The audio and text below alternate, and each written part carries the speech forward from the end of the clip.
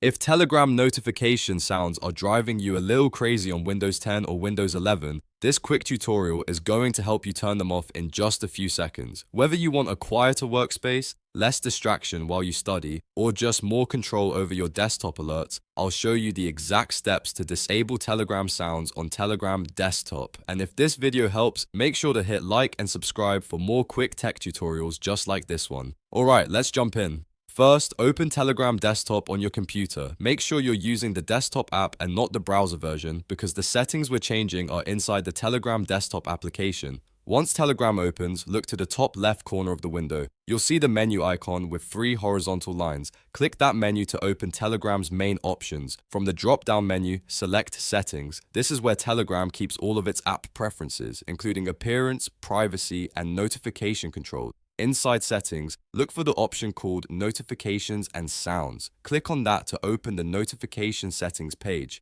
Here, you'll find the controls for how Telegram alerts behave on your device. Now scroll through the options until you find the setting for allowing sounds. Depending on your version of Telegram, this may appear as a checkbox or a toggle switch. To disable notification sounds, simply uncheck it or turn the toggle off. As soon as you do that, Telegram will stop playing sound effects for new messages and alerts on your Windows 10 or Windows 11 computer. This is a really useful setting if you still want to see notifications pop up but don't want to hear every message come through. If you ever change your mind later, you can come right back to the same notifications and sound section and turn the sounds back on in just one click. So to recap, open Telegram desktop, click the 3-line menu, go to Settings, select Notifications and Sounds, and turn off Allow Sounds. That's all it takes to silence Telegram notification sounds on Windows 10 and 11.